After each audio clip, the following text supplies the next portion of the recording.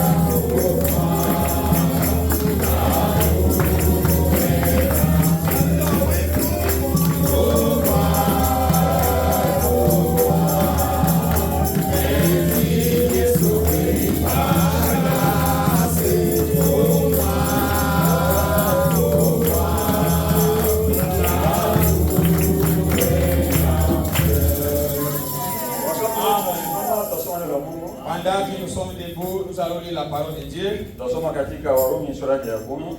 Nous lirons dans Romains chapitre 10, versi ya 16 na 17. les versets 16 à 17. Tunasoma jina la Yesu Kristo.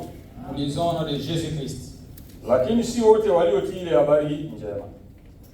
Kwa maana Isaya amesema, Bwana, ni nani aliyeziamini habari zetu?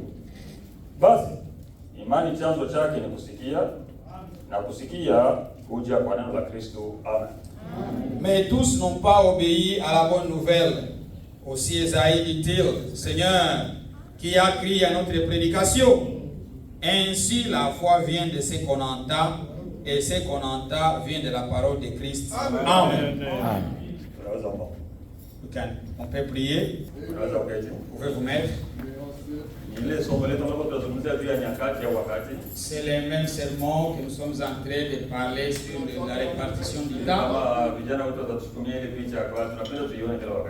Si ils peuvent projeter cette image, nous voulons la voir sur l'écran. Et avant de... C'est un enseignement qui va prendre beaucoup de temps. On va essayer de diminuer certaines choses.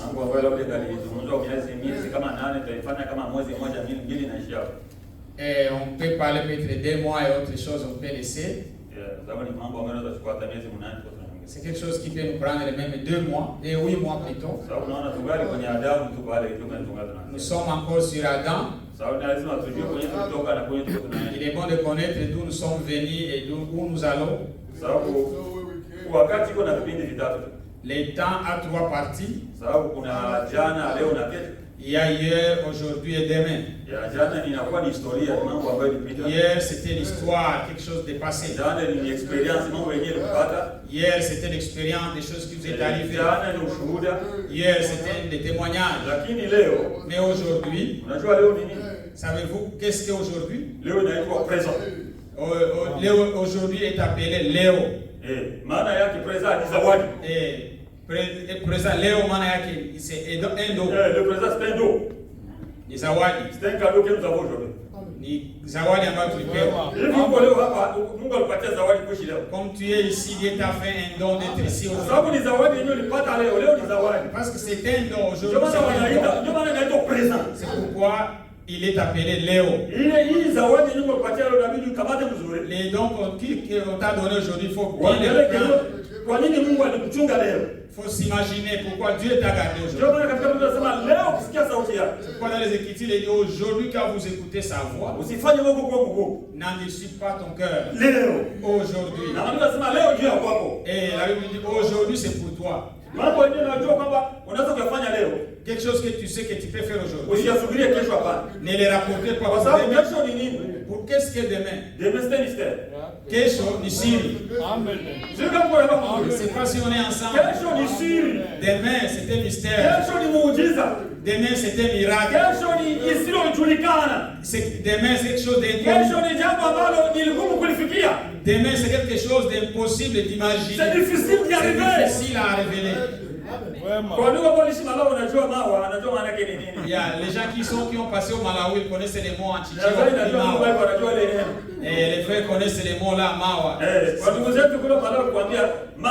Nos frères s'ils disent Mawa pour dire que demain, si les Malawites vous dites demain, et ils veulent vous dire que oubliez, cela n'arrivera pas. Et tu diras, bon, on verra demain. Et c'est-à-dire que lui a refusé cette chose-là. Aujourd'hui, c'est une bonne chose. Et comme nous sommes venus ici, c'était un endroit d'ambiance. Le dimanche, c'était un jour que nous tous nous rassemblons, pensant qu'on va recevoir l'évangile.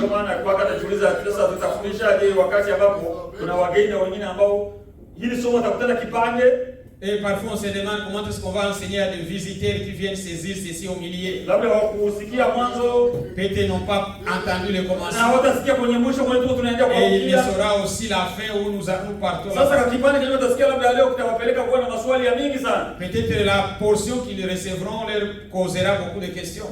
Kwa sababu hapa tulishaanza tu asema kidogo. Ici, on a déjà commencé. Tulishaanza kupokea maswali ya mingi. On a déjà reçu beaucoup de questions. Lakini Mungu abariki kupitia jinsi tuko tunaendelea. Mais que Dieu soit loué au fur et à mesure nous avançons. Maswali mengi taenda kuna jibiwa pole pole. Et certaines, on va répondre à certaines questions en Kama maswali avançant. mengine tutaomba kwamba kwa uvumilivu kidogo. Nous demandons aux autres d'être patients pour certaines Kwa sababu questions. tuko tunataka tujisitue mtamu wakati tuko wapi sisi. Nous voulons nous situer dans les temps où Lakini sommes-nous. mbele kujisitue na vitu tujue kwanza mambo ilianzia wapi ndipo tulikuwa. Avant de se situer, il faut savoir où était le commencement. Mambo ambayo tunazungumza sisi. Les choses que nous parlons aujourd'hui. Tunazungumza kama vile Isaya naye alisema. Nous parlons comme Esaïe a dit, Nani aliyesadiki habari tuliyoileta? qui a crié à notre prédication. Sababu habari ambayo tumeleta inaomba jambo la kwanza ni imani. Et la première fois, c'est la foi. Sisi tunaamini kwamba Mungu yuko. Nous croyons que Dieu est. Sisi tunaamini kwamba Mungu ndiye aliumba. Nous croyons que c'est Dieu qui a Sisi créé. tunaamini kwamba Mungu aliyeumba na Mungu ni Adamu. Nous croyons que l'homme qui a été créé par Dieu, Sisi c'est Adam. tunaamini kwamba kulikuwa mtu mwingine kudunia kabla ya Adamu. Nous ne croyons pas qu'il y ait une autre personne à part Adam sur la terre. Sika wewe tunaeleweka mzuri. Je ne sais pas si c'est bien Sisi compris. tunaamini kwamba Adamu ndio mtu ambaye aliumbwa na Mungu. Nous croyons qu'Adam est l'homme qui a été créé. Ndio mtu ambaye tunaweza fuata ukoo wake na kufuata jinsi alianza mpaka leo. C'est la personne qu'on peut suivre sa descendance. Kama kuko du début jusqu'à kama la kuko fin. yule mwingine hatuwezi kumfuatilia, hatuwezi kumjua, hatuwezi kumfuatilia kabisa. Si. Hana hata nafasi ya kumwanzia. Si une autre personne, il est impossible de le suivre parce qu'on n'a pas, on ne connaît pas. Sio mtu na somo letu aseme kugawanyika kwa wakati sawa na Biblia. C'est notre sujet, c'est la répartition biblique du temps. Sasa Biblia inatuonyesha namna gani muda uligawanyika. La Bible nous montre comment le temps a été réparti. Sisi tunaanza sisi binadamu, Nous, humains, tunahesabia kwamba mtu wa kwanza baba yetu nous savons que le premier homme, kama du vile père, shina source yetu ni Adamu. comme la source, c'est Adam. Tangu siku ya kuumbwa kwa Adamu Depuis la création d'Adam mpaka leo jusqu'à présent, tunaweza kujitafuta na kujua namna gani mambo inatembea. nous pouvons se situer, se trouver comment les choses ont Kwa sababu marché. Biblia haikuficha jambo hapana. La Bible ne nous a rien caché. Ndio maana tulisoma katika Timotheo wa pili ile siku iliyopita. La fois passée, on allait dans 2e Timothée, Sema kwamba kila andiko lenye pumzi ya Mungu lafaa kwa que mafundisho. chaque écriture inspirée de Dieu est utile à l'enseignement. Haiko kwa bure walianza kuleta tu miaka kila wakati kwa watu. Ce n'est pas pour rien qu'ils ont donné des années aux Kwa gens. sababu katika maandiko tunasoma kwamba Adamu alikuwa na miaka 113 wakati alimzaa Seti. Dans la Bible, il nous dit qu'Adam était âgé de 130 ans. Tangu kuumbwa kwake quand mpaka il est kumaliza 130 ndio Seti alizaliwa. C'est depuis sa création jusqu'à là, 130, que Seth est apparu. Sisi tunaamini maandiko. Nous, nous croyons les Sisi Écritures. tunaamini Biblia. Nous croyons la Bible. Sio wote ambao waliamini Injili ndio vile andiko tulitoka kusoma hapa. L'écriture que nous venons de lire, ce n'est pas tous qui ont cru. Wakati tunazungumza mambo mimi nasema hapana, hiyo ni story ambayo watu walitengeneza ili kwamba kulinda dunia kuwe na amani. Certaines personnes disent que non, c'était seulement une histoire qu'ils ont seulement raffinée pour qu'il y ait la paix sur la Hatuamini kwamba terre. ni historia ya kawaida hapa. Nous ne croyons pas que c'est une histoire Kwa sababu légère. hakuna kitabu kingine Il n'y a aucun autre livre ambayo ilitabiri mambo qui a prophétisé les choses na mambo kunatimia 100%. et ces choses s'accomplissent à 100% Kama haliko Biblia. si ce n'est que la Bible. Ndio maana tunaizingatia. C'est pourquoi nous nous approchons à Ndio elle. sisi tunashikilia ni Biblia. Notre absolu, c'est la Bible. Notre absolu c'est la Bible. Shikilia chetu ni Biblia. Sisi tunasema amina kwa kila andiko lenye katika Biblia. Nous disons Amen à toute écriture. Na kila andiko liko kwa nafasi yake, liko na kazi yake. Et chaque écriture a sa place, a son rôle. Wala tukua tunasoma tu Adamu alikuwa na miaka 113, tulikuwa tunajua ni kwa nini. On disait seulement Adam avait 130 ans. mais Wakati alimzaa Seti. quand tu l'engendras, Hapana, Mungu alipenda kulinda Dieu a voulu conserver. ili kwamba wakati tutatafuta tujue kwenye tulitoka. Pour que quand on cherchait à savoir où Na nous sommes katika hii mambo hakuna mchangano hapana, kuna kitu kufunga watu. et dans ces choses, il n'y a rien de Vitu viko wazi namna gani mambo yalitembea. Toute chose est trop claire comment les choses se sont Sababu marchées. hii picha unaweza kusema hawa tu wenyewe nilifanya hii picha walitosha wapi hii vitu kuanza kuchora chora hii. Les gens qui ont conçu ça, où est-ce qu'ils ont trouvé tout ça? Hapana, ni Biblia ndio inatupangia hii mambo jinsi yalikwenda. C'est la Bible qui nous a arrangé ces choses. Kusema kwamba tangu Adamu mpaka kwa Enoke Et qu'à partir d'Adam jusqu'à Enoch, tulipita kama vile kipindi cha miaka 1000. il y a environ 1000 ans passés. Tulianzia kule kupitia miaka ambayo watu walianza kuishi. Nous avons commencé là en commençant par quand les gens ont commencé à vivre. Kuanzia siku ambayo Adamu aliumbwa. Et en commençant par la création d'Adam. Kwamba alimzaa Seti kwa miaka 130. Il engendra cet temps-là 130 ans. Ni kusema Seti naye wakati alikuwa na miaka 105 akamzaa Enosh. C'est-à-dire quand Seth aussi avait ça et 5 ans, il engendra Enoch. Mwenyewe alizaliwa mzaa 30. C'est lui qui est né à l'âge 130. Wakati naye alikuwa ishakuwa na saa 5 ndio vile vile anasema. La Bible dit quand lui aussi était âgé de 105.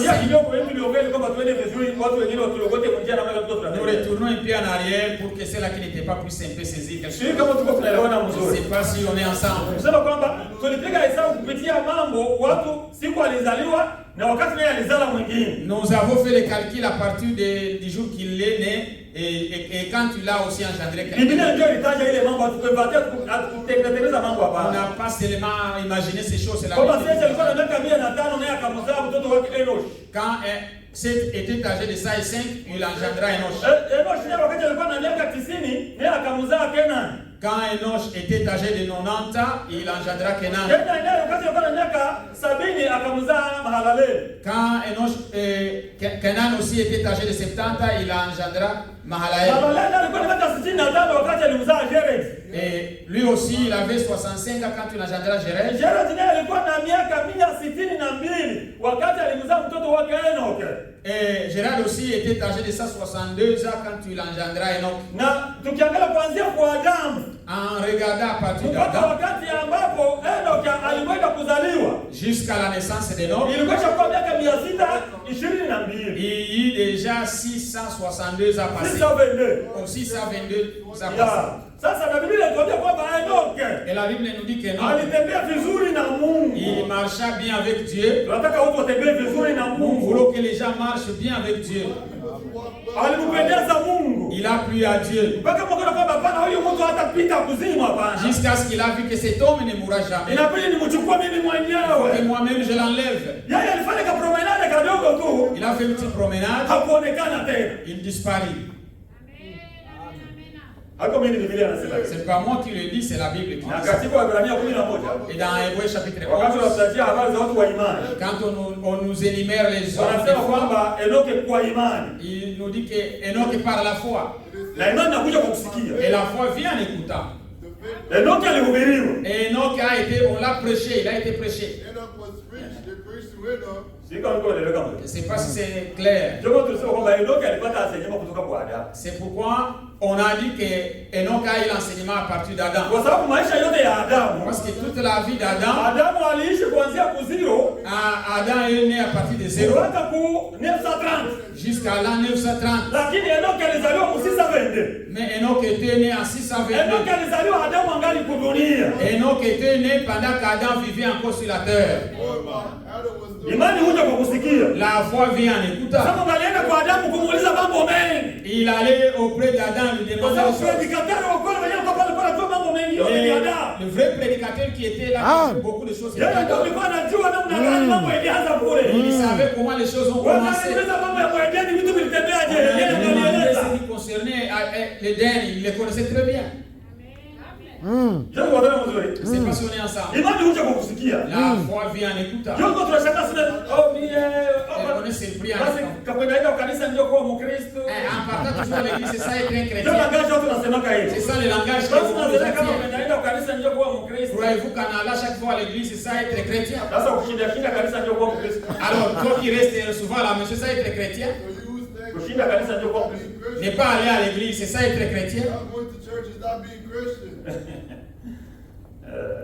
Sababu na hii dunia nyesha kwa ya teknolojia. Et avec ce monde technologique, Mtu uko kuliko unapata predication kuliko na ndio wengine wanatufanya. et les gens, ils sont en ligne, ils nous suivent. People who Acha niwaambie ukweli. Laissez-moi vous dire la vérité. Let me tell you the truth. Mtu mwenye uko nasikia neno hivi. Celui qui écoute la parole ici Mwenye uko nasikia kulai. et celui qui le suit en ligne, Ni vitu viwili tofauti. c'est deux choses différentes.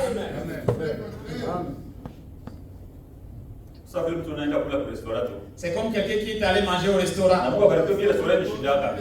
Il dit seul, oui, moi, je ne suis pas vraiment habitué au restaurant. Napeleka mtu wangu pende atengeneze chakula nikikula. Et j'aime que ma femme prépare la nourriture que je mange. Hata kama chakula kwako tena hata tena jambo Et lisitokee. même si j'ai déjà mangé chez toi, j'irai encore dire à la femme de me préparer à manger. Ndio chakula yangu napendeka kila Parce que wakati. c'est ça la nourriture que j'aime Na ndio maana kila mtu anabidi akuwe na kwao. C'est pourquoi chacun doit avoir chez Kwa soi. hiyo ndio sema hapa ndio kwa inalishwa neno la Et chacun doit savoir que c'est ici où je suis nourri. maana yenyewe kwa fresh inatoka na ikula pia. La manne fraîche qui vient, je la mange. Ndio tunaamini kwamba Enoke Nous croyons que non. alipata enseignement kutoka kwa Adamu. Il a reçu l'enseignement d'Adam.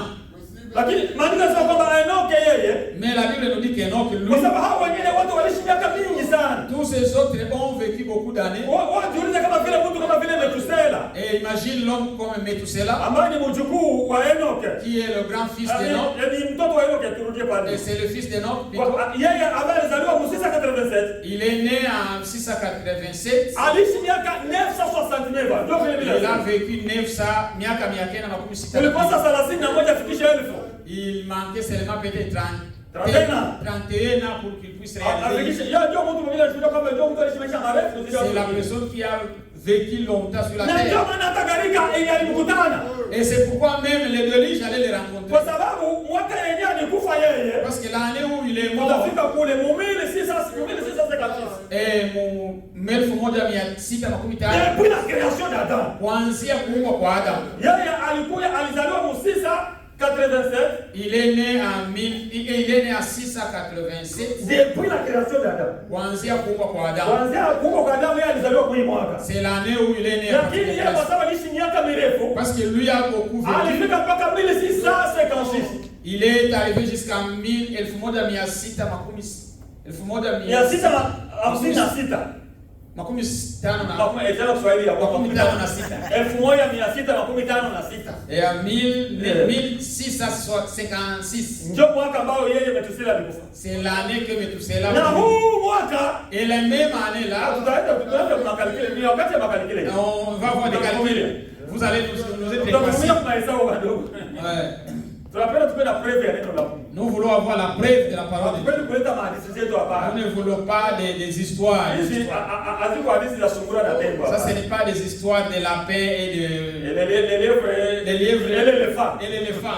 Haiko hii hapana. Ce n'est pas ces histoires-là. Hii ni neno la Mungu la kweli. Ça, c'est la parole de Dieu de vérité. Sasa uko unafundisha kule vile mambo tujue inatusaidia nini? Mais pourquoi tu nous ramènes dans ces choses? Qu'est-ce que cela nous aidera? Hapo tunatosha matatizo ambayo tunakutana nayo njia kuhusu imani yetu. Cela nous enlève beaucoup des obstacles que nous rencontrons dans notre foi. Tuko tunakutana na swali ya nini na matatizo ya nini ambayo tunaturudisha hata nyuma.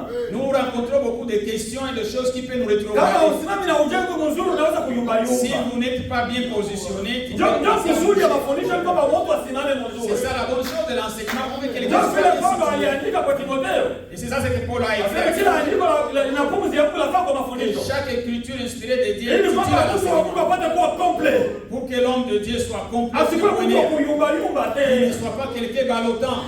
Hatutaki watu wayumbe yumbe Nous ne hapa. voulons pas que les gens puissent Ni balloter. vizuri kupokea hizo tunahubiri injili ndio inawaka inawaka. C'est bien d'avoir l'évangile, que l'évangile déjà brille. Lakini Yesu afundisha watu wanakuwa positionné na wanajua nini wako Mais nafanya. l'enseignement positionne les gens pour qu'ils Hakuna sachent. anajua kwamba mwaka yenyewe Metusela alikufa. Nous ne savions pas que l'année où Methuselah est Ndio mort, mwaka ambao Nuhu aliingia msafina. c'est l'année que Noé entra dans l'arche. Mbele Nuhu aingie msafina alimzika kwanza Metusela. Avant que Noé entra dans l'arche, il a premièrement enterré Methuselah. Kwa sababu baba yake yeye Lameke Parce que son père, la mère, na wazuri baba yake na Nuhu tutaona ile mambo hapo. le père de Noé, frère, il y a des gens qui dorment, il faut les réveiller. Hein? Certains dorment, Watu il faut wanalala. les réveiller. Ok, continue frère. Sababu Lameke yeye alikufa mbele ya gharika naye miaka kama 5 mbele. La mère qui est mort avant le déluge, à peu près 5 ans. Baba yake na Nuhu tutaona ile mambo. Le père de Noé, on verra ces Sisi choses. tulikuwa tungali kwenye kipindi cha kwanza. On était encore sur le premier Kwa hiyo parti. kama tangu Adamu mpaka kuenoke. Qu'à partir d'Adam jusqu'à Enoch, Ulipita kipindi kama vile cha miaka 1000. il y a un tas environ Unaweza 1000 ans. kusema mbona tunaona kwamba Adamu mpaka kuenoke ni 620. Mais nous voyons ici qu'avec Enoch, Adam et Enoch, c'était 622. Kwa sasa bado tunaonyesha kwamba ni kwa Adamu mpaka kuenoke ni 1000. Mais pourquoi là-bas on nous montre qu'il y a 1000 ans? Hapa waonyesha habari siku ya kuzaliwa kwa Enoke hapana. Ici, on ne nous montre pas la Tangu kuumba kwa Adamu depuis la création mpaka d'Adam wakati ambapo Enoke alichukuliwa. jusqu'à l'enlèvement d'Enoch. Kwa sababu Enoke alichukuliwa mwaka wa 987 tangu uumbaji wa Adamu. Depuis la création d'Adam, il a été Ndio enlevé en kipindi ambapo 1987. wanaonyesha kwamba ni kama vile miaka 1000 ilipita katikati ya Adamu na Enoke. C'était le moment, les années qui s'étaient Kwa écoulées sababu ya entre Adam et Enoch. 620 Il a été né à 622, il a été en nous rappelons seulement une œuvre. C'est une écriture qu'on a lue. Enoch, toute sa vie, c'était 365 ans. Celui qui est né à 365. Ni 365. Si nous ajoutons à partir de là jusqu'à là, c'est depuis la création d'Adam. Quand les autres descendants, lui a été enlevé, Dieu est venu les prendre. Paul nous a dit un mystère. Dans 1 Corinthiens 15, que nous ne mourrons pas tous, mais tous seront changés. C'est un mystère que je vous dis. C'est pourquoi nous sommes surpris. Et surtout quand nous partons aux enterrements. Frère, nous mourrons tous. Non, nous ne mourrons pas tous. Et la Bible dit à ta fois 6 autres. 6 autres tabadilika. C'est pas si on est ensemble. Ce n'est pas tous qui mourront. Il y en aura ceux-là qui seront. Et c'est l'étape où nous attendons ces choses-là. C'est là où nous attendons. Parce que quand vous regardez celui qui est quand vous comptez d'Adam jusque-là, il est le 7e. Quand on va parler sur les âges de l'Église, l'enlèvement aura lieu au 7e âge.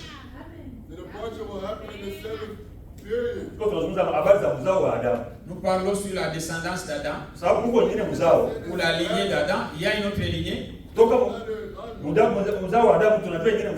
partir de la lignée d'Adam, à part la lignée d'Adam, nous avons une autre lignée. Il y en a une autre lignée. Il y en a. C'est la lignée de Caïn.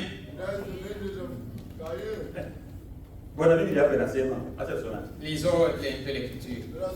Je vais un peu répondre à cette question parce qu'il y a une question qui m'est arrivée. Et on m'a demandé d'où Caïn a-t-il trouvé sa femme. Ça, ce n'est pas une question d'aujourd'hui. Je n'ai plus à répondre parce qu'on a déjà répondu à cette question. Même on a demandé ça au frère Branham. Je vais lire à frère Branham comment est-ce qu'il a répondu à cette question. Si Adam est la première personne. Et la Bible nous dit que Caïn est allé dans le pays des Nord. Où a-t-il trouvé une femme? C'est une bonne question, mes frères. Et tout le monde voudra connaître la réponse de cette question. Où est-ce Caïn trouva sa femme? D'ailleurs, Caïn, lui, c'est une sémence différente d'Adam.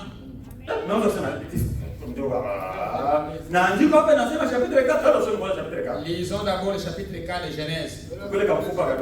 Mangez un petit os ici. Genesis chapter 4. Il dit ceci, chapitre 4 de Genèse. Adam connut Ève, sa femme, elle est conçue et enfanta Caïn.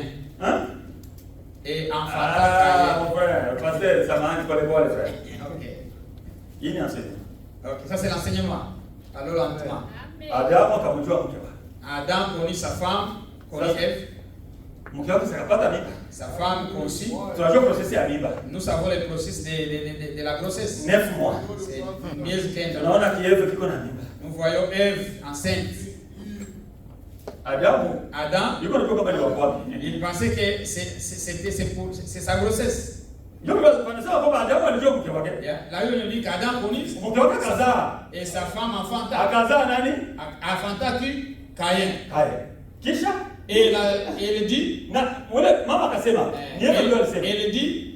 J'ai formé un homme avec l'aide de l'Éternel. Mungu alisaidia nilipata mtu.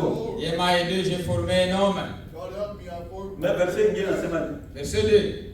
Et elle enfanta encore son frère Abel. qui afanta? Elle. Et Uzote maandiko. Adam suivant les Écritures, Adam, hatuko tunajua hii mambo bila ujumbe wa Iwa. on n'allait pas connaître ces choses si ce n'est les messages de l'heure. Tulikuwa tunasoma Biblia kama vile journal kama watu wengine. On lisait la Bible comme un journal. Lakini wakati Malaki 4 alikuja. Mais quand Malachie chapitre 4 est venu, Nabii wa kizazi, les prophètes de l'âge, siri ambazo zilikuwa zinafichama kule mbele. les secrets qui étaient cachés là, Maandiko ambayo watu wengine walisoma lakini hawakuelewa maana yake. les écritures que les autres lisaient ne savaient pas. Kwa sababu ni kizazi cha tai. Parce que c'est l'âge de l'aigle. Sababu tai yeye anaona nafasi kwenye ndege zingine haziwezi kuona. Parce que l'aigle voit là où d'autres oiseaux ne Ndio peuvent pas anakuja voir. kutuambia sasa kwamba unaona hii andiko. Il nous dit, vous voyez cette écriture. Kaini na Abeli Caïn et Abel walikuwa ni mapasa. étaient des jumeaux. Biko. Où est-ce que cela est écrit? Biblia inasema La Bible dit, Adamu alijua mke wake. Adam connut sa femme. Sasa mke wake wakati wa kuzaa Sa femme en enfantant, akazaa Kaini, elle enfanta Caïn, akaongeza Abeli. elle ajouta Abel. Akazaa tena ni mwanamke anasema Elle, afata. c'est une femme, akazala tena. Sio fatana mzuri. Amen. C'est pas si on est ensemble. Ni tofauti C'est différent. na sura ya 4 Et du chapitre 4, verse ya 25. du verset 25 Sababu kwa 25 au verset 25, wakati wa kuzaliwa kwa Seti en la naissance de Seth, hawakusema Eva kazaa tena. elle n'est pas dit que Ève enfanta encore. Walisema Adamu akamjua tena Eva. Il dit que Adam connut Ève, sa Nisema femme. wakati alimjua mara ya kwanza, Quand il l'a connu pour la première fois, watoto wawili walionekana. il eut 2 enfants. Mmoja Kaini alizaliwa Caïn est né, na Abeli akaonekana naye et Abel alizaliwa. aussi naquit. Jambo watana mzuri. C'est pas si on est ensemble. Wakati wanazaliwa watoto walikuja ni mapasa. Quand ces deux Ndio enfants nisema sont kwamba des jumeaux, Adamu alimjua mke wake, Adam connut sa femme, akazaa mtoto akamwita Kaini. il enfanta un enfant qu'il Na appela mwanamke Caïn. yule anasema kwamba akaongeza. Et la Bible dit, et il ajouta. Hakusema kwamba Adamu akamjua mke wake tena Il hapa. n'est pas dit qu'Adam connut encore Lakini sa sasa kama ni femme. mwanamke ndio aliongeza kazaa tena Parce que Abeli. c'est la femme, on dit qu'elle enfanta encore. Sasa kama ni mapasa sasa si ni mababa mmoja wao? S'ils sont des jumeaux, ça doit être des mêmes pères. Haiko. Ce n'est pas ainsi. Ilikuwa ni shimo ambazo ni za baba wawili tofauti. C'était des jumeaux, mais de 2 pères différents. Tunaanza kuingia kwenye mifupa hapa. Nous entrons dans des choses difficiles ici. Comment? Namna gani? Na siasa kuna prouver kile kitu mpaka leo. Même la science nous le prouve aujourd'hui. Hapa ni maneno kubwa, mama mwenyewe alizala mtoto mzungu na mweusi. Ici, récemment, il y a une femme qui a mis au monde un enfant noir et un enfant blanc. Kwa hiyo kupima ADN walikutana kusema kwamba ni baba wawili tofauti. Quand on a été fait le test de sang, on a trouvé que Na walikuwa ni mapasa.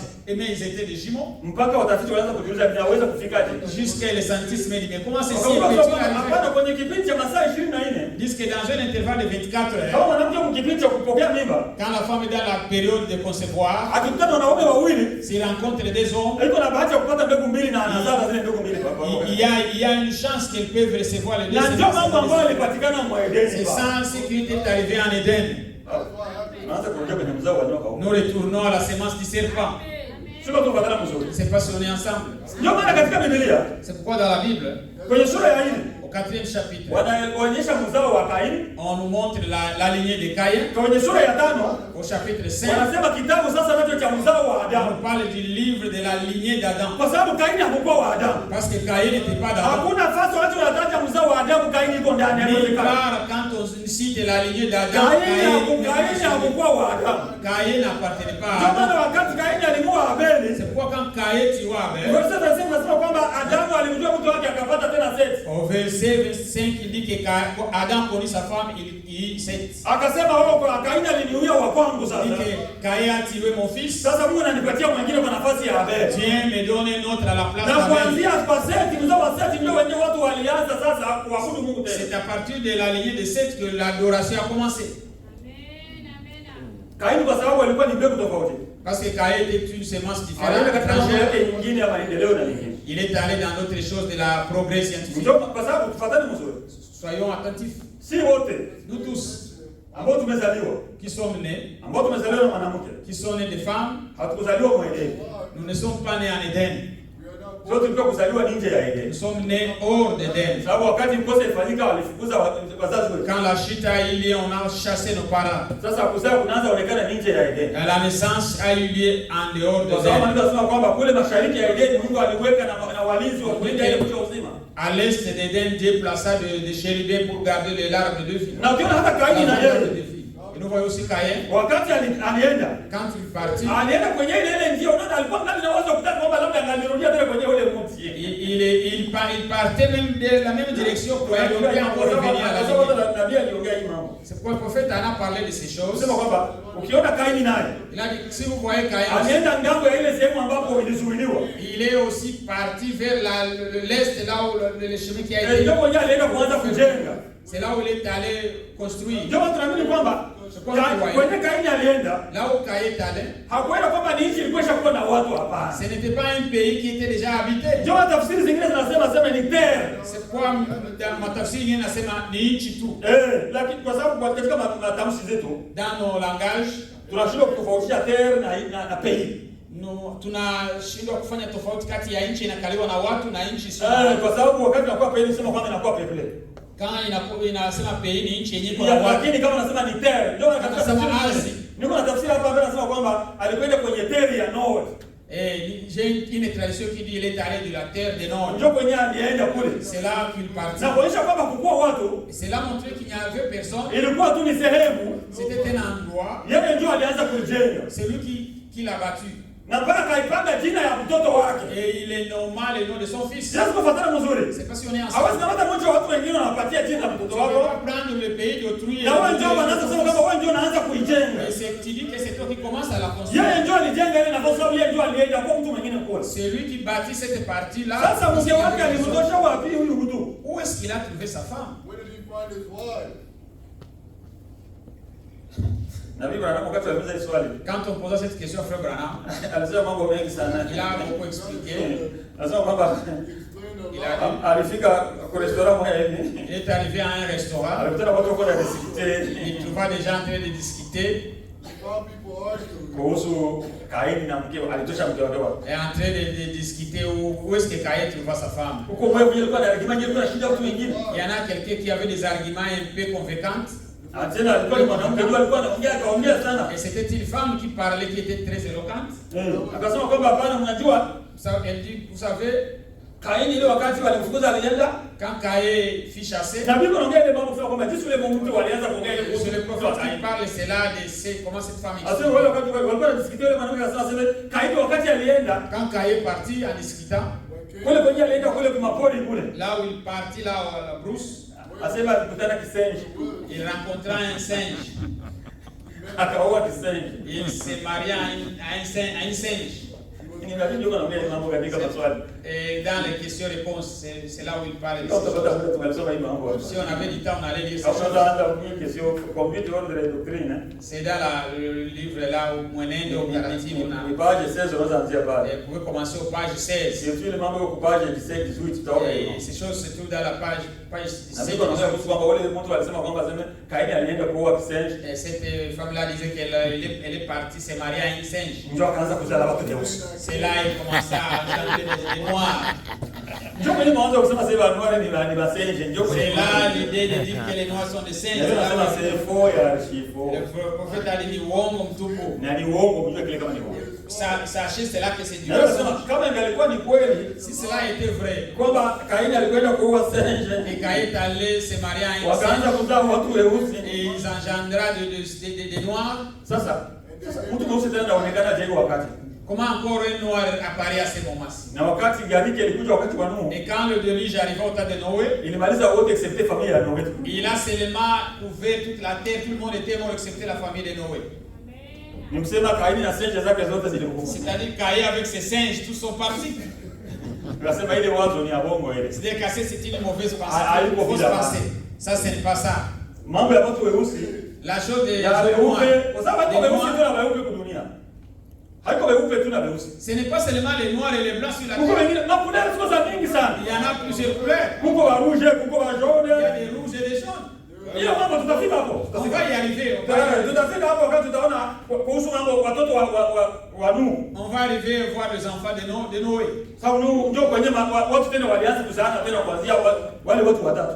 À partir de ces 3 garçons, c'est là que le monde. Yafeti, Hamu na Shem. Il y avait Japheth, il y avait Ham et Shem. Walikuwa ni watatu. C'était 3 ans. Na ukiangalia mzuri, si on regarde, ndio kwenye programu tutafika pale. On va arriver là, on va beaucoup insister. Kuhusu watoto wa Hamu. Concernant les enfants de Ham. Kwa sababu Hamu anaonekana kama vile ni mtu ambaye amelaaniwa. Ham paraît comme si quelqu'un qui wakiona mweusi yeye wanampakata kama vile mwenye kulaaniwa. Quand on voit un noir, on le considère comme une personne maudite. Haiko vile. Ça ce n'est pas ainsi. Ile ni uongo mtupu. Ça c'est pire mensonge. Hakuna wakati Mungu alilaani mtu mweusi hakuna. Il n'y a jamais eu un taudia maudit. Nuhu unaona wakati alilaani Hamu, quand il maudit Ham, ndio maana pale mtu mweusi alianza kuonekana. C'est là où un noir apparaît. Ni mzao kulaaniwa haiko vile. C'est une semence maudite. Kwanza tukiangalia namna gani kuhusu laana. Si on regarde selon la malédiction. Excusez-moi de vous prendre un petit moment là-bas. Lisez la Bible. C'est pourquoi nous remercions Dieu pour ce message. On parlait des choses qu'on ne connaissait pas.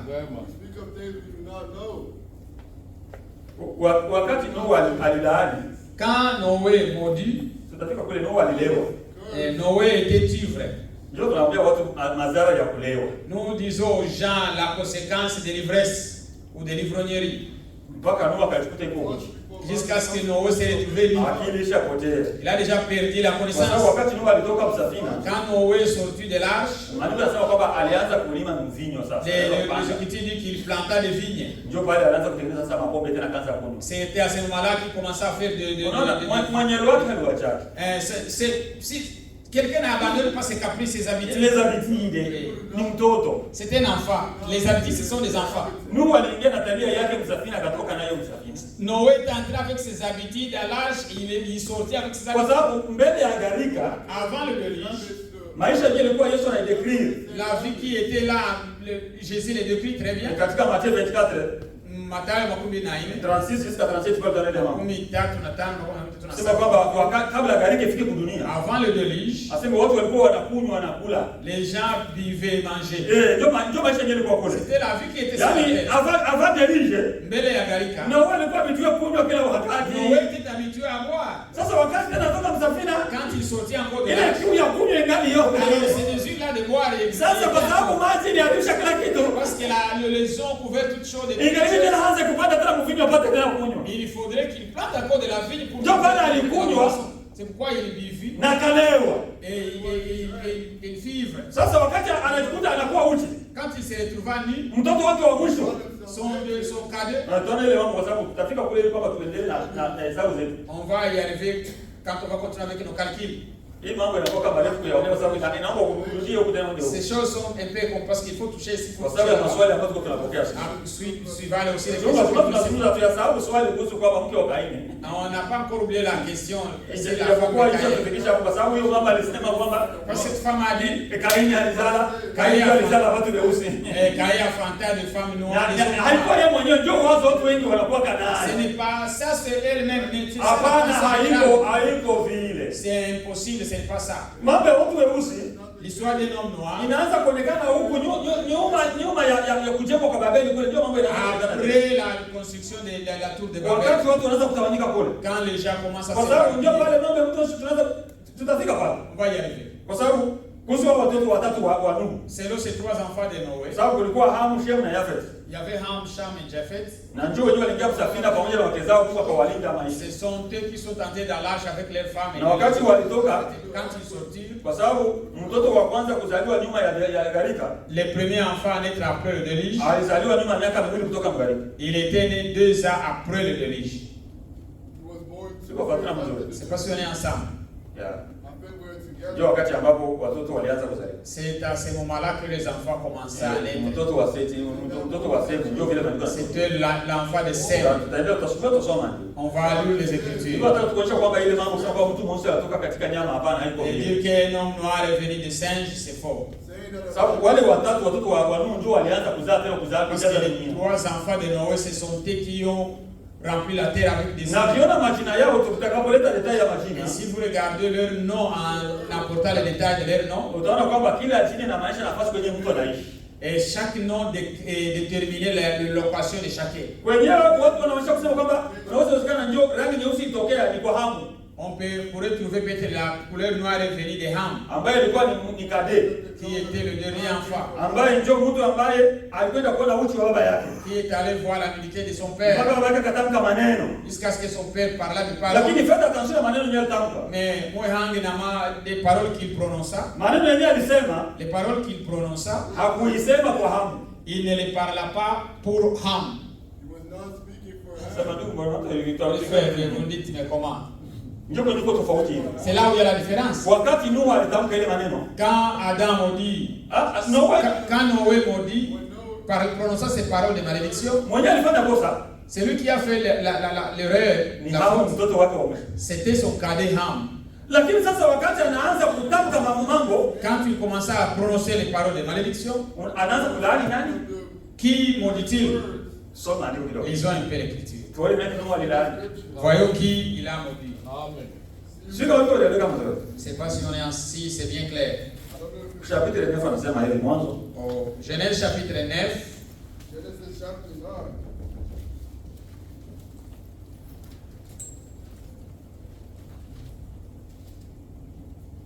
Tunaanza anzia ku verset 21, tunaanza anzia kule. on peut commencer au verset 21. Sema kwamba akanywa divai akalewa. Bon, tutasukuta kwenye inatuinteresse sana. Verset 24 ndio unaanza kusoma nayo. Disons le verset 24. Lorsque Noé se réveilla de son vin, il apprit ce qui lui avait fait son fils Cadin.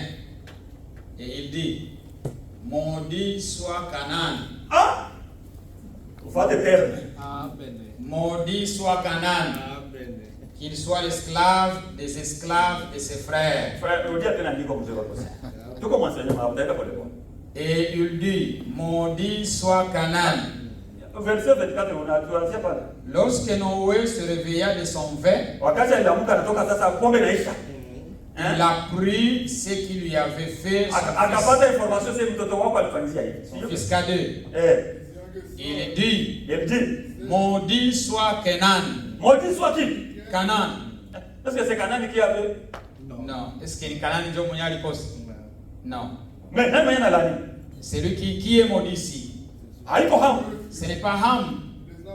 It's not Ham. Fuatana mzuri. Et soyons ensemble. Ndio siri ya mambo hii. C'est ça le mystère de la chose. Ce qui est dit ici. Ni nataka nikosha kale kabisa sema mtu mmoja alilaaniwa. Et vous dites que le noir a été maudit. Hapana hakuna mtu mmoja alilaaniwa. Il n'y a jamais un noir qui est Mwenye maudit. alilaaniwa Celui qui a été maudit, ni mmoja wa watoto wa Hamu. c'est l'un des enfants de Ham. Sababu hapo walikuwa na watoto wengi. Parce que Ham avait beaucoup d'enfants. Katika watoto wa Hamu Parmi les enfants de Ham, kulikuwa Kanani, il y a Kenan. kulikuwa Misri. Hata tuwasome kwanza kidogo. Lisons d'abord là, lisons d'abord. Let us read it. Ni mambo mazuri. Tuko mwakati hapa. Verset 10. Chapitre 10 niko natafuta ile andiko dogo. Verset 6. Ya. Verse Okay, 6. verset 6. Tusome pale. Lazima ushaje pale. Les fils de Cham firent Cush, Misraïm, Mkiswahili sasa Misri. Misri ndio Misri. Misri. Yaani ndio Egypte. Ndio watu hata kwa Ça, sasa. on parle de l'Égypte. Misraïm. Misri ni Egypte. L'Israël, c'est l'Égypte. C'est l'Egypte. Put Put et Canaan. na Canaan. Ndio watoto wa nani? De Cham, de Ham. Walikuwa Il y avait Cush, Kush, Misraïm, Misri, Put Put et Canaan. na Canaan. Mais ndio anaacha watoto wengine wote. Noé laisse tous les autres enfants. Analaani mtoto wa Hamu. Il maudit l'enfant de Ham. Tena mtoto gani? Et encore quel enfant? Kanani. Canaan. Watch out. Ndio patana mzuri. Les deux sont unis ensemble. Kwa sababu huyu Kanani ndio mwenye alijenga ile nchi ambayo inaitwa Kanani. Parce que c'est Canaan qui a battu la Kila mtu pays. alipata ajira sawasawa na sehemu kwenye alienda. Parce que chacun avait les noms Ndio selon maana le lieu où il est allé. Hamu tutafanya ile tutaona mambo ya vizazi. On va suivre la généalogie. Kizazi cha Hamu La généalogie ndio kwa d'Abraham. mtu mweusi anafikiriwa kama ndio kwenye alitoka. C'est là où est sorti les Kwa noirs. sababu huyu Kushi Oui, c'est Cush. katika tafsiri nyingine Dans d'autres Kushi interprétations. maana yake mweusi. Cush signifie noir. Ndio kwa sababu na Ethiopia. C'est là où on est, nous voyons l'Éthiopie. Kushi ni Ethiopia, ni Ethiopia. Un Éthiopien, c'est ça on appelle Cush. Ni kusema Hamu alizala mu Ethiopia, Ham a eu un Éthiopien. akazala mu Misri, Il a engendré aussi un Akazala Égyptien. Mkanani. Il a aussi un akazala mu Canadien. Libya. Et il a aussi engendré un Libyen. Ndio tutaviona vile vitu. Je ne sais pas si Hii maputi na vingine ndio majina ya zamani ya ile mainchi. les pousses, c'est les noms anciens de ce pays-là. Ndio tukafuatana mzuri. C'est parce qu'on est ensemble. Na ndio maana C'est pourquoi, katika historia wa mbele dans l'histoire d'auparavant, wanatushuhudia kwamba mtu wa kwanza kwa nguvu kudunia mwenye alianza kutawala la première personne, le plus géant ou fort de alikuwa ni cette mtu mweusi. c'était un noir. Pale tunamunga mkono. Et là, nous sommes d'accord avec celle-là. Kusema ndugu juu kwa sababu ni mweusi ndio anaanza kusema ndio huko mweusi. Parce que c'était un noir, le premier homme Kwa fort. sababu Kushi Parce que Cush, ndio alionekana ni mtu mweusi ndio mwenye anaanza. c'était le noir qui a commencé. Lakini haikuwa watu wenyewe walaaniwa. Mais il n'était pas parmi les gens. Ndugu yake Kanani ndio mwenye Nuhu alilaani. C'était son frère Canaan que Noé a Na ndio maana maudit. kwa sababu alikwisha laaniwa. Parce qu'il était déjà maudit. Tutaona tutafuata mzao wa tutakuja mifano ile mzao wa Kanani. On va faire le suivi Ndio mwenye alizala wa Yebusi, wa Tiro na wengine. Il a engendré les Tyrones et les autres là. Ndio wenyewe Mungu alikamata nchi yao akawapatia Israeli. C'est ça le pays là pris, il les a donnés aux Walienda kamata nchi wakasema hii nchi hamwezi kuikala nao. Nitapatia watu yangu hiyo watoto yangu. Vous ne pouvez pas rester ici, je vais prendre ces pays, je vais les donner Yeye à vous. mlisha laaniwa mwae. Vous êtes déjà maudit. Nchi haiwastahili. Ces pays ne vous conviennent pas. Inabidi iende kwa watoto wa Sem. Il faut que ces pays retournent aux Kwa enfants de sababu Sem. ndio nyuma ya kubadilika. Wakati alimaliza kulaani Kanani, Après quand Noé termina à maudire, alibariki Yafeti. il a béni Japheth. Akabariki na Sem. Il bénit aussi Sem. Katika baraka za Semu, Parmi les bénédictions de Sem, bado msiuka mko naelewa hivi. et c'est bien compris, Katika baraka za Semu, dans les bénédictions de Sem, alisema Mungu Dieu, il dit akae katika hema ya Semu. que Dieu soit dans la tente de Sem. Dieu demeure. Que Dieu demeure dans la tente de Sem. Je patana mzuri. C'est pas sonné ensemble. Alitabiri kwamba Mungu atakuja kukaa katika tante ya Semu. Il a Yes, sir. prophétisé que Dieu viendra demeurer dans la tente de Sem. Lakini haliko Hamu na mzao wake wote ndio laaniwa Ce baba. n'est pas Ham et toute sa lignée qui est maudite. Kwa sababu alikuwa ile wakati alimlani Quand tu le maudis, hakukuwa tu kiana alikuwa shakuwa na watoto. il avait déjà des enfants. Sio kama tukafatana Je ne mzuri. sais pas si on Ndio maana est... mzazi hangetaja Kanani mwenye hayakuwa. Il ne pourrait pas citer Canaan qui n'était pas là. Sio kufatana Je ne sais mzuri. pas si on est ensemble. Na wakati laani hakulaani Hamu alilaani Kanani. Quand Noé a maudit, il n'a pas maudit Cham, mais il a maudit Canaan. Nishachukua kapwe kamoja kenyeka kusema kwamba Je déjà mtu wa nguvu wa kwanza alionekana kwamba ni mweusi. Les premiers hommes forts, c'était noir, c'était un noir. Sababu anaonekana ni Mwethiopia. C'était un Éthiopien. Sababu Kushi maana yake Ethiopia. Cush signifie Éthiopie. Sio kufatana mzuri. C'est pas sonné ensemble. Sasa Kushi Cush, wakati alizaa quand il engendra, wanatoa wanaleta hesabu ya watoto wake kule. on nous donne la liste de ses enfants. Wakasema tena na yeye ndio alizaa tena na Nimrod. C'est celui qui engendra aussi Nimrod. Sio kama unaelewa mzuri. C'est pas si Nimrod Alikuwa ni mtoto wa Kushi. était un enfant de Na Cush. ndio mtu alikuwa wa nguvu wa kwanza kuisa Et kudunia. c'était l'homme le plus puissant sur la terre. Ndio unasoma unakamilisha kusema kwamba C'est mtu wa quoi, kwanza wa nguvu kudunia alikuwa ni Les mweusi. premiers hommes puissants sur la terre, c'était un noir. Kwa sababu alitoka kwa Kushi. Parce qu'il est venu de Cush. Alikuwa ni Mwethiopia. Il était un Éthiopien. Sababu tukisema wa Ethiopia, Quand on parle des Éthiopiens, tutafika kwa hii mambo. on va arriver sur ce Sababu point. utaona namna gani Kushi ilikuwa. On verra comment était formé Cush. Lazima tukisema itachukua miezi Dieu, on va prendre le dictat. On est à la maison, frère. ni somo kubwa hili. C'est un long Sio enseignement. kama tujui mambo. Si on ne sait pas ces Na wengine choses, yote tena kufuata kule tout ce qui suivra, ça va nous compliquer. Tabakia na mawazo sema kama mtu mweusi alitoka kwa kilikuwa Je vais te demander d'où est venu un noir. Sura ya 10 yenyewe na 11 iko inaonyesha vitu namna gani Les chapitres 10 et chapitre 11 nous expliquent lakini clairement. hivi vitu vimeshape bado. Mais ces choses ont échappé les gens. Habari tu mko wakati wetu Mungu Que atufunulia. Dieu soit loué, Dieu nous a révélé ces choses. Unajua kwamba hii mambo ndio hivi vitu viko. Sachant que, oh, c'est comme ça que sont les choses. Kushi ndio huyu. Et c'est celui-ci couche. Huyu ndio Misri huyu. Ça c'est Misri. Wao wana watoto wenyewe zao. Deja Misri anazala kwa mtu anazala. Il lui puts Égypte. Maandiko yanasema kwamba Kushi alizala na kazala tena na Nimrod. Et il nous dit que Cush aussi engendra Nimrod. Na Nimrod ndio mwenyewe alianza kujenga mamiji akafanya akaanza kutawala kwa Et c'est Nimrod qui bâtit des villes, qui commença na ndio mwenyewe aleta hata uwezo wa kujenga mnara, kujenga. Et c'est lui qui conçut l'idée de construire na la wakati na ile wazo alitoka hapa alikuwa inspiré na shetani. Où est-ce que lui aussi trouva cette pensée là a été inspirée par le diable? Kwa sababu mbele ya kujenga unafanyaka plan. Avant de construire, il faut avoir un plan. Sasa yeye plan jinsi alichora, le plan de la manière dont tu l'as tracé, alichora jengo lake itakuwa sommet mpaka kiti cha enzi cha Mungu. Il a fait son plan que le sommet de son bâtiment va arriver au ciel. Mpaka kwenye kiti cha enzi cha Mungu. Jusqu'au trône de Dieu. Sasa mwenyewe huyo kwa mbinguni utajua kwenye trône iko kwa. Toi qui n'as jamais été au ciel, est-ce que tu sais où se trouve le trône de Dieu? Dieu? Il dit mwenyewe kufika kwa mbingu ndio kupatie ile. Il faudrait que celui qui a été au ciel t'inspire. Sio tuamini kama shetani ndio aleta l'inspiration. Pourquoi nous croyons que c'était Satan qui a ndio bwana Mungu akabibomola vile vile. C'est pourquoi Dieu le démolit. Watu wakoje kusema kwamba hapana mtu mweusi kwa mtu mwenyewe aliwa hapana. Je vais vous montrer que le noir ce n'est pas une personne. Na Mungu kujilia alisema kwamba haiko vile. Et le prophète nous dit en répondant ce n'est pas ainsi. Hapana Mungu hakuna mtu mweusi mwenyewe Mungu alilaani hata mmoja. Il n'y a jamais un noir qui a été maudit. Si wote tunatoka kwenye shina moja ni kwa Adamu. Nous tous nous sommes venus d'une même lignée d'Adam. Ndio marangi inaanza kuonekana huko nyuma huyu anakuwa hivi. Question de couleur commence ici derrière. Ndio maana kuko wa Mongolia na vingine tutaona vile vitu. On le verra, on verra toutes ces choses là. Pourquoi tu dis que chose? Il y a des gens qui sont jaunes et ceux qui sont rouges. Et le prophète dit dans l'homme, ces choses apparaissent avec lui. Et c'est que l'homme va connaître. Même si vous ressemblez avec une personne, il n'y a personne qui est comme une autre personne. Chaque personne est individuelle, est unique. Tu es seul. Il n'y a pas une autre personne. Quand on fait les empreintes digitales, même s'il y a des millions, tout le monde, chacun est seul. Cela a été dans Adam, cela s'est manifesté au fil du temps. Les choses là disent que l'homme noir a été maudit. Celui qui a été maudit, c'est Canaan. C'est quoi le pays de Canaan là-bas? Qu'est-ce qu'on peut le situer?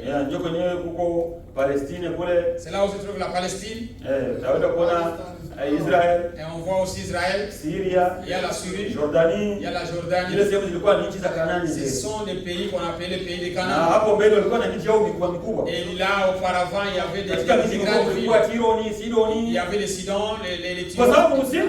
Parce que Sidon, c'était des noms de leur père. Ni mambo mazuri sana. Ce sont des bonnes choses. Ndio inatupatia picha. Cela nous donne l'image. Ya kuona hawa watu wenyewe wako hapa. Ces hommes qui sont ici. Babu yao ndio fulani. Et leur grand-père c'est elle. Huyu baba yao ndio huyu. Celui-ci son grand-père c'est ndio elle. inasaidia kujua watu wenyewe walitoka. Cela nous aide à connaître l'origine. Lakini sisi inaonekana kwamba tumetoka kwa Kush. Mais nous, cela montre qu'ils sont venus de Kush. Sasa utaanza kuleta maswali sasa Mkongomani alitoka wapi? D'où est venu les Congolais? On verra comment les gens ont migré, l'immigration. Parce que le monde ancien, l'Amérique n'était pas connue. L'Océanie n'existait pas. Afrique. Et les pays qui étaient connus, c'était l'Afrique, l'Asie et l'Europe. C'est là où l'origine de l'homme. C'est la partie la plus peuplée aussi sur la terre. Si vous regardez le Maghreb, le Maghreb, le pays de Maghreb. Et l'Éthiopie, ce sont des gens plus. Et si vous regardez le royaume, nous ne voyons pas l'Éthiopie actuelle. Nous voyons l'ancienne Éthiopie. L'Éthiopie ancienne, c'est pas l'Éthiopie. J'ai posé avec un Soudanais. Il s'appelle Kush.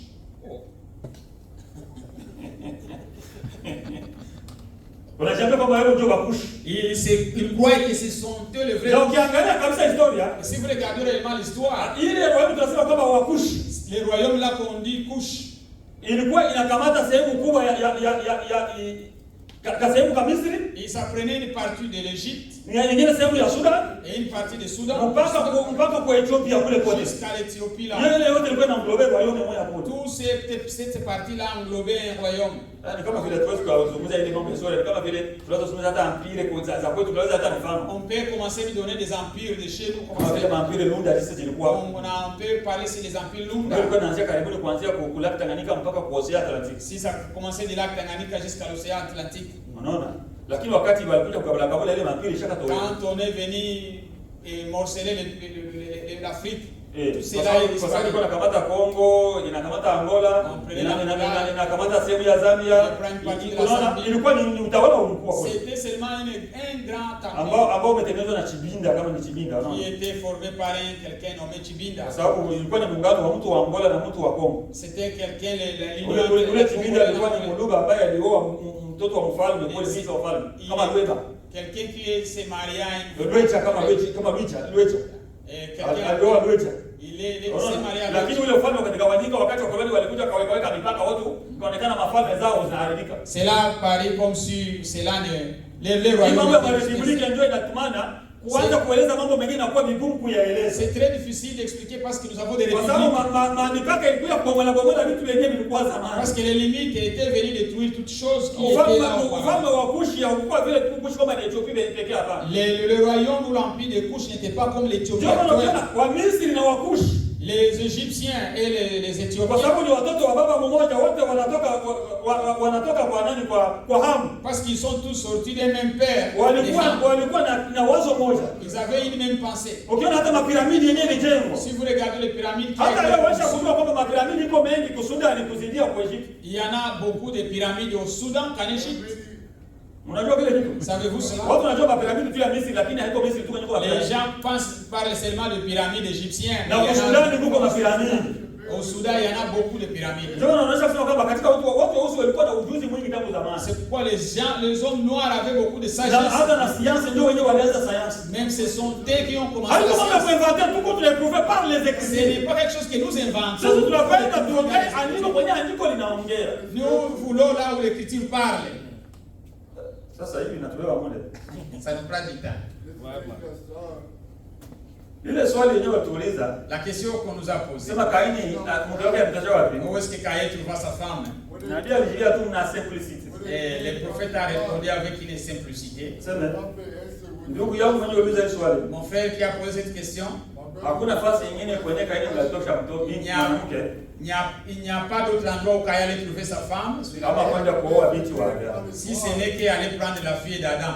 Kaini alioa binti wa Adamu. Caïn épousant la fille d'Adam. Kwa sababu Adamu hakukuwa tu na Abeli au na Seti tu hapa. Caïn n'avait pas Adam n'avait pas seulement Seth et Abel. Kwa sababu kwenye sura ya 5 nasema hivi. Au chapitre 5, il est dit ceci, de Genèse.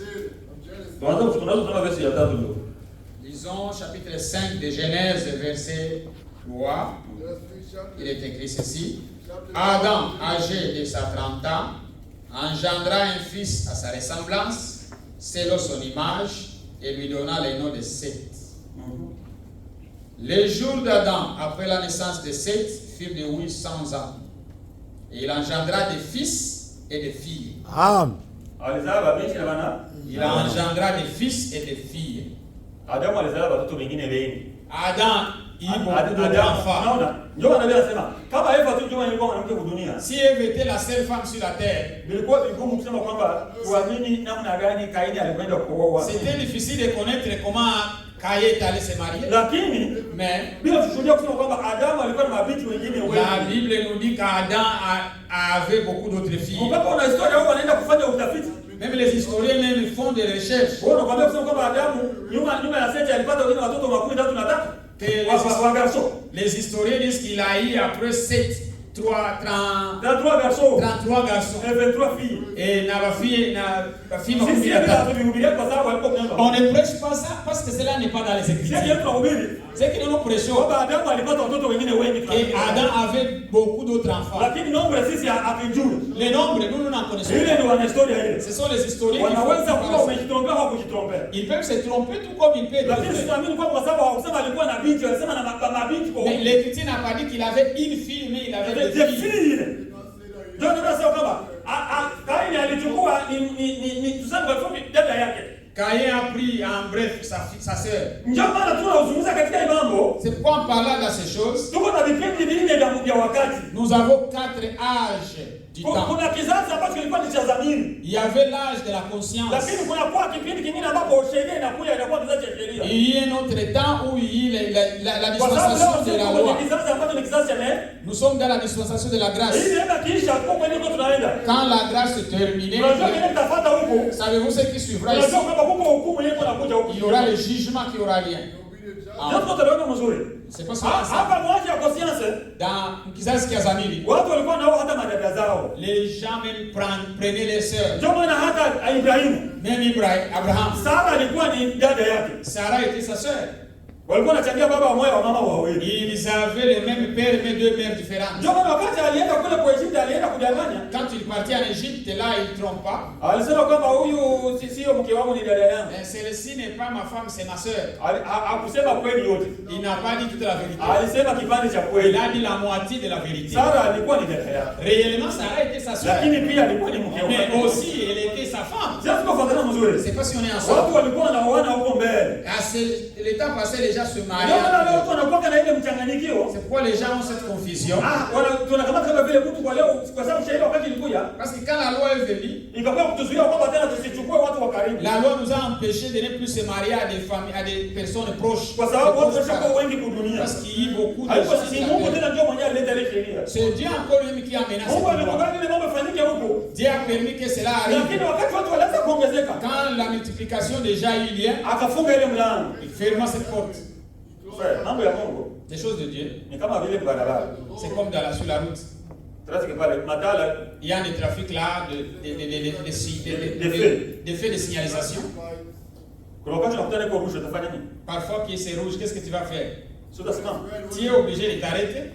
Wakati inakuwa green utafanya nini? Quand c'est vert, When it's green, Ndio vile mambo ya Mungu. c'est comme cela quelles sont les choses de Dieu. Kuna mambo ambayo ilifika Il y a des choses qui sont arrivées, ilikuwa green, c'était vert. watu wakatembea. Les gens ont avancé. Sasa wengine wanakuwa kutumia pale. Les autres arrivent là, Inakuwa rouge. c'est déjà rouge. Inabidi kutii sheria. Il faut obéir à la loi. Ndio fanya mzuri. C'est quoi si on est Sasa ensemble? kusema bwana wenzetu walioa baada ya hapo kule. Les autres s'est mariés à leur sœur. Ilikuwa green ile wakati tala ya green. Là, c'était le vert. Baba sasa kulishakuwa rouge. Mais comme c'est déjà rouge, Ukifanya vile unafanya kosa utakupatia ticket. si vous faites ça, on va vous donner les tickets. Polisi itakufunga. La police va vous arrêter. Unavunja sheria. Tu as brisé la loi. Sio langage inaongea na Je ne sais pas si le langage est clair que j'utilise. Amen, c'est clair. Na ndio tunaambia hata watu kuhusu nyama. Même c'est ce que nous disons aux gens concernant La viande. les viandes. Wakati nilikuwa Malawi, Quand j'étais au Malawi, niliongea na bwana mmoja alikuwa rafiki yangu Malawi, alikuwa ni Rastaman. j'ai parlé avec mon ami qui était un Rastaman. Anasema yeye anaamini Rasta ndio Yesu alikuja hapa. Yesu Kristo la seconde venue de Jésus. C'est Rasta. Et kuja kwa pili kwa Yesu, c'est Rasta. Rasta alikuwa ni Yesu mwenyewe alikuja mara ya pili. Rasta, c'était Jésus qui est venu pour la seconde Na fois. wale hapo doctrine yao. Et dans leur doctrine, Hawakula kinyama. ils ne mangent pas de viande, Hawezi kula samaki. pas manger de poisson. Wanaishi tu kwa mayai. Ils mangent seulement des herbes, Wanakula des matunda tu. légumes. Ils mangent des légumes et des fruits. Akakusomea andiko naye. Et il va aussi te lire une écriture. Kwamba mwanzo Mungu aliambia Adamu kwa anakula matunda Au na commencement, Dieu dit à Adam manger des légumes et des fruits. kwa sababu ile wakati mwanzo kule Parce que là, au commencement, hapa kuanzia hapa mpaka hapa kuenoke huko. et à